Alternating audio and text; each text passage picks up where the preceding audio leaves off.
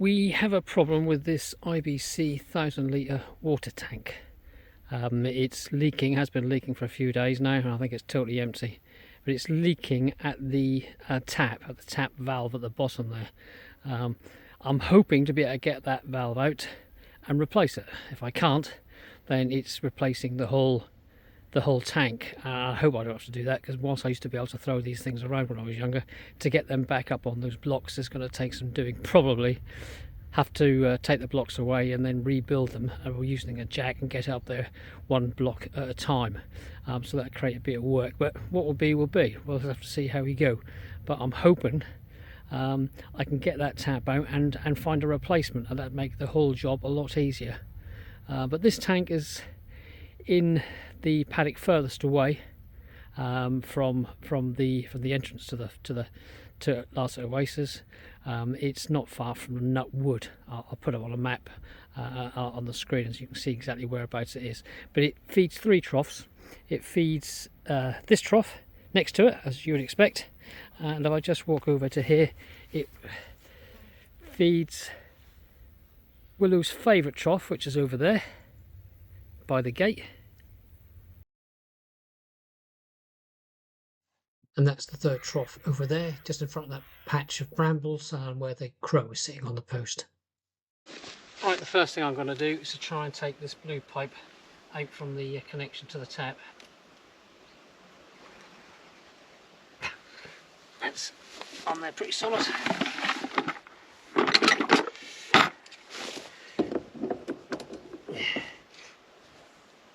Okay. There we go. I don't think this has been touched for nearly 20 years.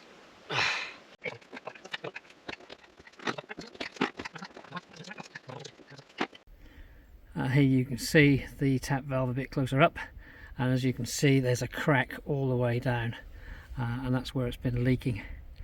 The whole unit is pretty smashed up.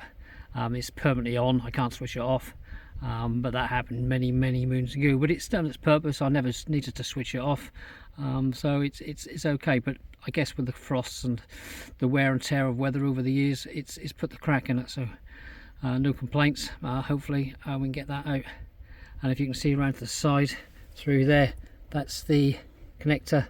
I need to untwist and get loose if I can, and with that I should be able to get the valve unit out.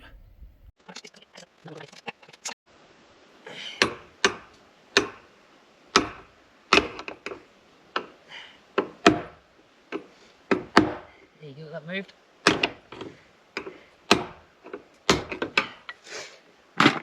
That moved. Well, then don't give it a clout.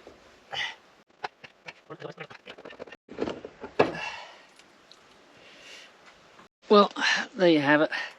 That's the whole unit out. As you can see, there's a hell of a crack all the way down there. So that's where it's been leaking these last few days. Who knows, it might have been leaking for some time, but the last few days it's been showing it's been actually really squirting out, and obviously emptied the tank now. That's how bad it was. But get online now and see if I can find a replacement. And get that in there. If I can find a replacement, that means that whole tank can stay in place, which would be a big time saver and a lot of effort. Saves a lot of effort. So there it is. That's the tap unit off, and that was the connection for the tap. Hopefully I haven't spoiled that. It looks okay. As you can see, Willow's favourite trough is slowly depleting. She's using it up, and obviously it's not being topped up at the moment. When we've put the new, hopefully a new tap valve onto the IBC water tank, then hopefully we can get this filled up after putting some water into the tank. I'm not going to wait around and rely on the rainwater and the gut system over there. I'll fire up the borehole and we'll get 1,000 litres pumped in, and that'll get this trough topped up again. Under all those brambles there, in front of that little box, there's the borehole cover. Not that I need to get access to that to fire the borehole up, but say if we can get that tank repaired, then we'll fire this up and get that water pumped over into the tank, and that'll soon fill. That takes about a quarter of an hour. but I just thought it'd be worth a mention. A little while ago I was walking over here with a camera and the tools to do the job, the first part of the job. Overhead flew a flock of rooks, about 60-70 strong I guess, but at the back there was two larger blackbirds. And they called out towards the end as they went right overhead, and they were two ravens. Two ravens I haven't seen here, I can't remember ever seeing them here. I've seen them elsewhere but not here. So that was the first, two ravens on the tail of a flock of rooks. So we'll keep an eye out and see if they're here for the winter. We do get a big flock of corvids around here for winter, so let's see if these ravens stick around. That'd be interesting. But that's a first, so yeah, brilliant. There are 8 species of corvids in the UK. Corvids also being known as the crow family. The species are carrion crow, hooded crow, jackdaw,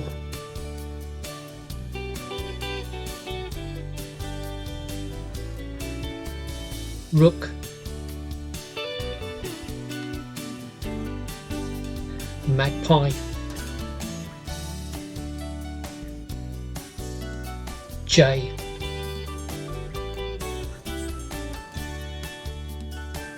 raven, and chough.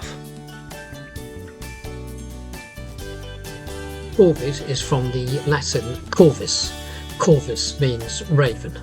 Ravens are the largest passerine bird in the world. Passerine means perching bird. I often hear people criticise members of the corvid family, saying they raid nests and take baby birds. Yes, they do, but so do hedgehogs. They'll take birds and eggs from baby birds from ground nesters. Stoats, foxes, they're forever the opportunists, and if they can get a chance to take eggs or young birds from a nest, they will. What about great spotted woodpeckers? If you see a traditional wooden bird box with looks like it had a bigger hole pecked out, that's your great spotted woodpecker. It's made a hole big enough to get inside and to get the chicks. Snakes, I've seen a grass snake try to take eggs from a lapwing nest, actually on a bird reserve, a wildlife reserve, not too far from here. But the lapwing persisted and kept having a go at the snake back, and the snake in the end left it well alone. And what about the cuckoo? The cuckoo usually chooses meadow pipit, dunnocks or reed warblers depending on their habitat. For a bird species population to remain stable, each parent bird needs to raise one young to fledge and reach breeding age, giving them the opportunity to do the same. Now here's the thing. If, say, a magpie raids, say, a robin's nest, the robin will learn to be more careful where it nests and try again for another brood, therefore allowing the parent birds to potentially replace their numbers that season. If a cuckoo lays an egg in a nest and the hatchling subsequently evicts all other occupants, be they eggs or hatched young, the parent birds will be tied up for the remainder of the season, raising the one baby cuckoo until it fledges, therefore not allowing the parent birds to replace their numbers that season, which could be their last breeding season. Who is causing the more harm, the magpie or the cuckoo? Nature is nature. It was here a long time before we were and did just fine with chaos. It has only been under detrimental pressure since we arrived. I just thought I'd mention that because I hear a lot of people criticise corvids a lot of the time. I think unfairly. I'm just going to take this home and see if I can get one ordered. The right size, hopefully. New taps arrived. Guess what? Wrong size. Who knew there were two different sizes? I certainly didn't, to connect to an IBC tank, the tap valve anyway.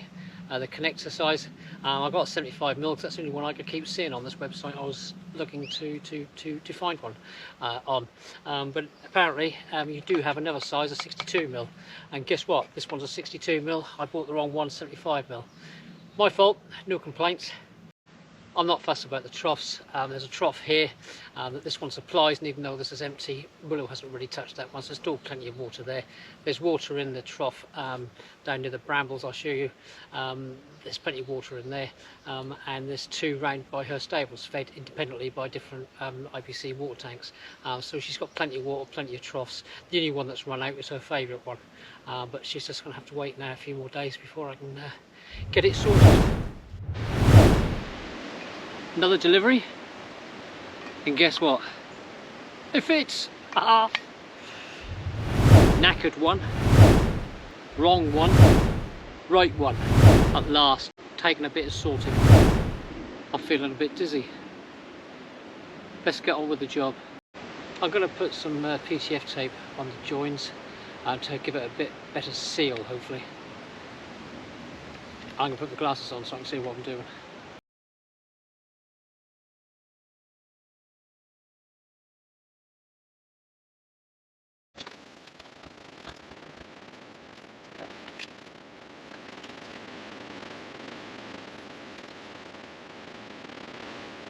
Right, now just put the adapter on to connect to the pipe.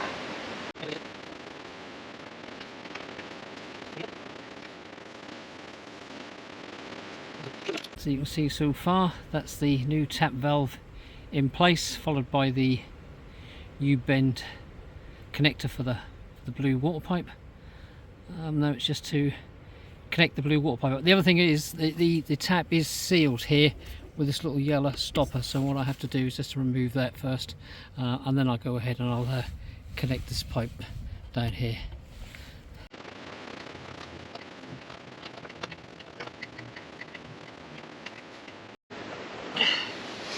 I'm just going to do that at hand tightness to begin with and see if that will hold.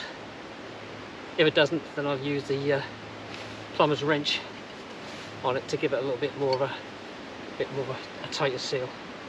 I'll remove the little stopper, so hopefully now I can put this on. Yep, so that's the tap now turned on. Hopefully, the only way to test this out now is to get some water into it.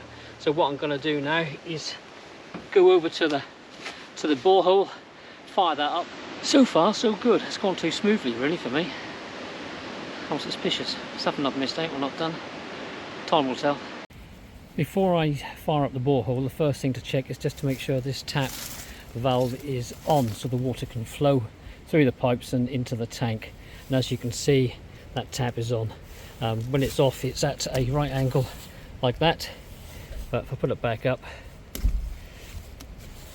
that's straight up, that's vertical, so that's now saying to me that's open, so it's ready for water to pass through it.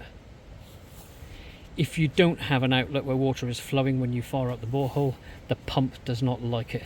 So one of the biggest things the most important thing I'll always check before I fire up the borehole using the generator is to make sure there is an outlet.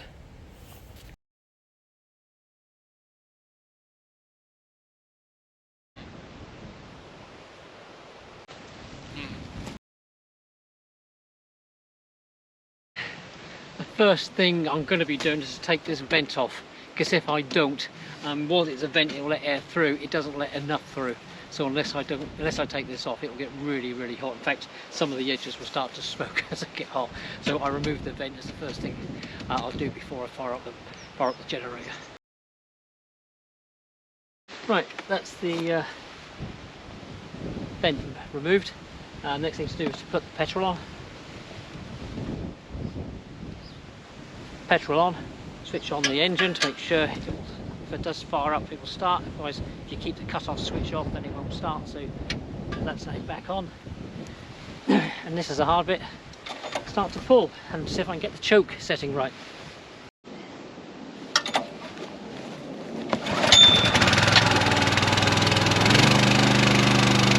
I'm just going to go over and check to see if the tank is actually filling. When it goes to about 200 litres, I'll then know if there's any leaks or not. What's that, baby girl? So we'll check so that tank's filling. If it is, hopefully this trough will be done in the morning. In fact, I don't know if you can see that, it's already filling, so there's water in the tank, and there's enough to come through the pipes. That's filling up the tank already, so that's good news. So at least we know that it's not clogged, because sometimes when they run the tanks run dry, what you do get is you get some silt coming through and it can block up, which means you just have to unblock them. But it looks like it's flowing. Once it's all filled up, before I go, I will just check the balls are in the right position here in the tanks, because if I leave it like that and it gets caught underneath the cage here, then what will happen is it won't shut off, which means it will just overflow, and it will then just empty the tank as quick as lightning. So I'm just going to check the 3 troughs to make sure the balls are in the right position. Hello Willow, how are you? Are you good girl? You lovely. Yes Willow.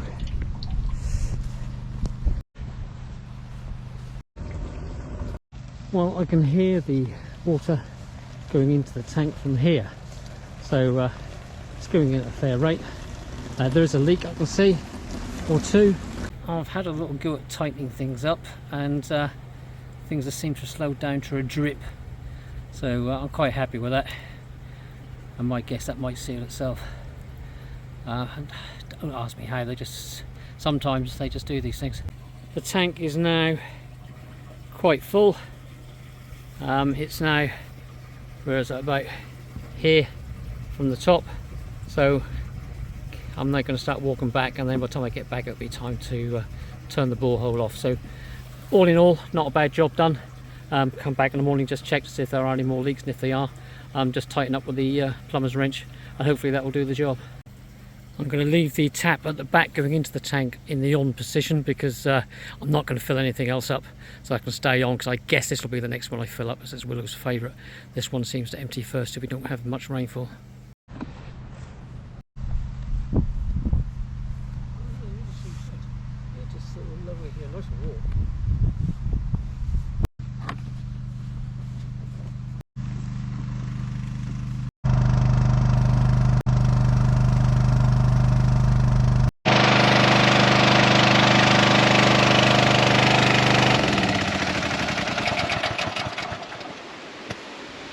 That's the job done, that's the tank filled. This is now switched off, just turn the petrol supply off, which I've done. Job done, all I've got to do is put the vent back on.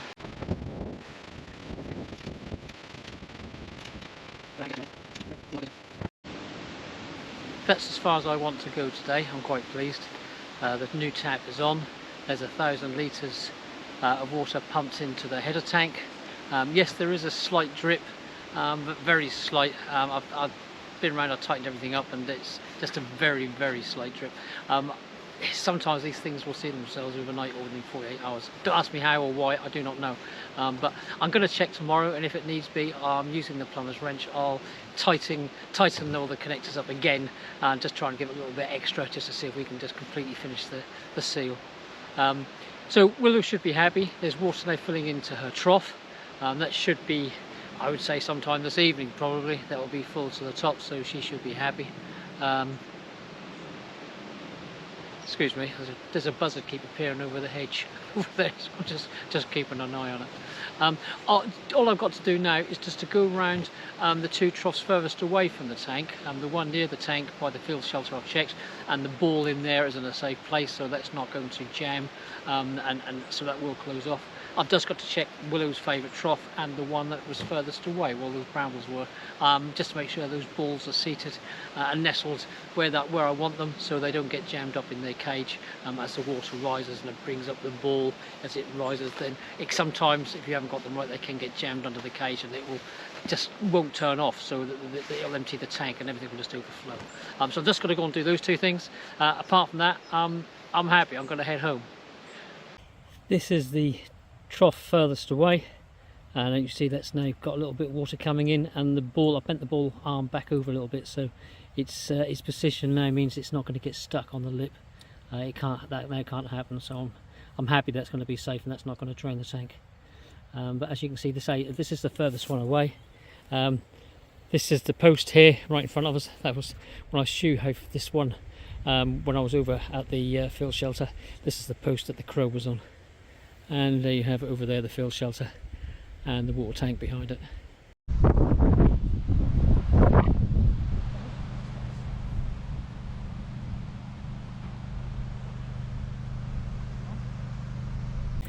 you can see, Willow's trough is still filling. It's only a trickle, but it's coming from a bit of a distance over there. It's only gravity fed, and the tank is only a couple of feet above the ground, so it's got a little way to come, but there's no need for it to gush out. This trickle will you'd be surprised how quickly this will fill this trough up. So anyway, job done for today. Just check on everything tomorrow morning. And there we have it, Willow's trough, nice and full and as it should be. Willow will be a happy girl. I'm a happy chappy. Well, there you have it, no drips. So it has sealed itself overnight. The mind, it was only dripping very slightly by the time I finished with it yesterday. So things have settled down, and I'd say that's job done.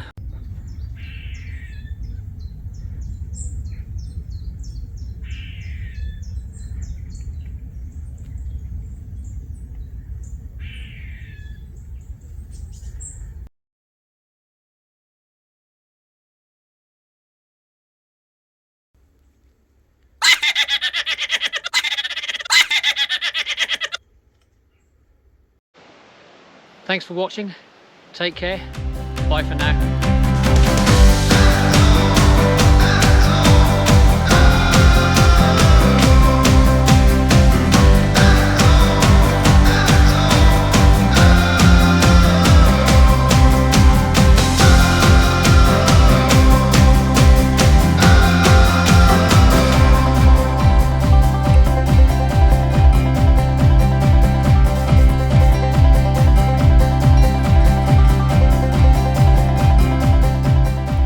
Willow's favourite trough being filled at last. Sorry I ordered the wrong part, Willow. Should have been sooner.